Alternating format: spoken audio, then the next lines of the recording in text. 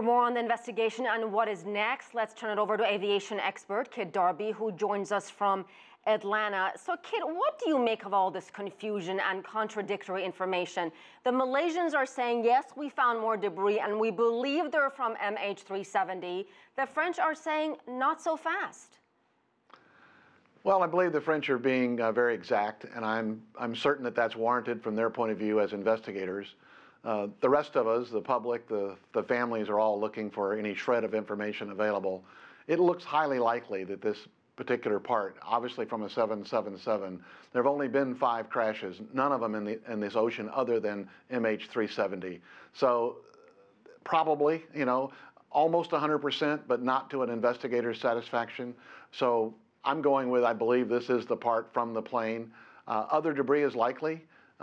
However, 17 months later, how high it floats, how much it's affected by the wind, it's going to be precious few pieces of additional debris that we can find here because the characteristics of each piece are different, and they're going to end up in different places, regrettably. And while we've seen video of this flapper, this wing section, we have not seen video of all this other debris that has apparently been found. I find that interesting. But taking a look at this wing section, what exactly will investigators be looking at? And will that flapper alone really solve the mystery of MH370? Well, it solves one piece of it in that we know that the airplane met its end. It's a flaperon, so when the flaps are down, it works like a flap. It also works like an aileron to roll the airplane left and right.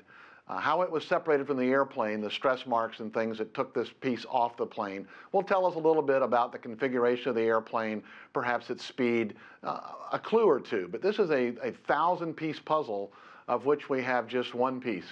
So we should not have real high expectations of a great deal of information about the airplane from this one piece.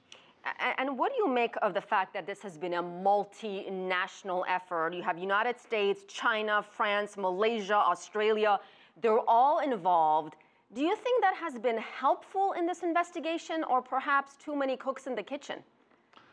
Well, certainly the more eyes and the more facilities, the more expertise we have, the better. However, they sometimes seem to be working at opposite goals. Everybody's headed in the same place in general, but from moment to moment, the French being exact, the Malaysians being categorizing it generally, I mean, those appear to be at odds, and I'm sure it's very frustrating for those that are closely connected to this accident. And Kit, what about where they found this wing on Reunion Island near the coast of Africa, Madagascar? Not a big surprise that this debris shifted when you think about the ocean currents, the wind, the water conditions. No, ma'am, not really a surprise. I mean, it does not negate the current search area. It sort of supports it, but when you go back 17 months, it doesn't add much to, or any real precision to our current search. It collaborates the end of the airplane. It does not really give us any greater acuity on our search in the current search zone. I'd be very surprised if they could narrow that search zone any with this tiny bit of information. Kit Darby, we certainly appreciate your time and perspective, sir. Thank you so much. Well, there's so much more to this story. Confusion, uncertainty, frustration for the family members who had loved ones on MH370. So let's get a little bit more information on what they're going through, and let's turn it over to Jeff Gardere. He's a psychologist in New York City. Jeff, the confirmation that this wing part comes from MH370 really hasn't given these families any closure. No, it hasn't, because even though the Malaysian people and the Prime Minister in particular is saying, yes, this is definitively from the flight, the French are saying, well, it looks like it may be, we're pretty certain it is, but they're not giving 100% assurance. And the families, the grieving families, have no trust for the Malaysian airline, number one, and number two, they have no trust of the Malaysian government with everything that they went through when this happened about 2 years ago. So now getting these contradictory statements from two separate governments are making these families even much more paranoid and distrusting of the Malaysian officials. So given what you said, clearly distrust, so many questions, many are not believing, frankly, what they're being told. So how can these grieving families come to some sort of peace when there are still so many unanswered questions? Well, the only piece right now they can come to is that, and I talked about this on other networks, that there were some families who were hoping against hope that somehow the plane was taken over, was landed in some secret location, and that their relatives were still alive.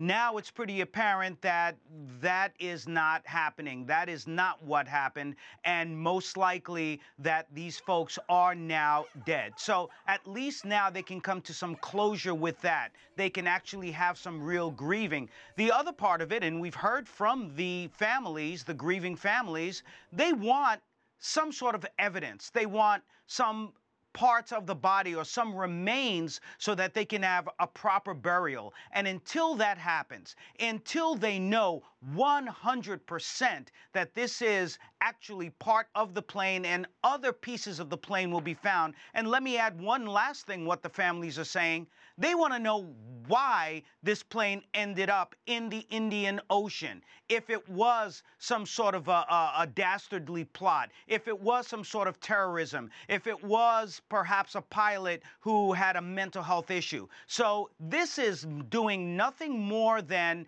now stoking a lot of the fears that they've had, making them much, much angrier, and they want real closure. They want facts. They want to know what happened. And I think investigators are also trying to figure out what happened. So many questions in this investigation, Jeff.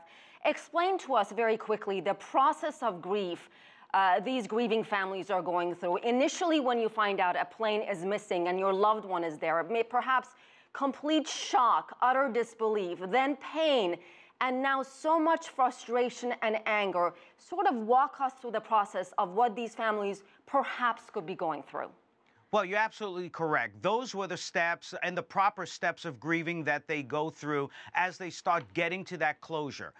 Yes, being in shock, being in disbelief, and then being angry. But after the anger comes the acceptance. After the acceptance comes the peace. But they're stuck in the anger. And they're stuck in that anger because there have been so many inconsistencies and so much distrust of the officials. So at this point, the grieving process will not come to an end for these families, and they are literally in limbo emotionally right now, and the situation will not get better for them emotionally in the upcoming weeks and months until they're able to get, if they're able to get, finality to this as to what really happened with this mysterious flight. And we certainly hope they do get those answers. Jeff Gardere, psychologist, thank you so much for your time, sir.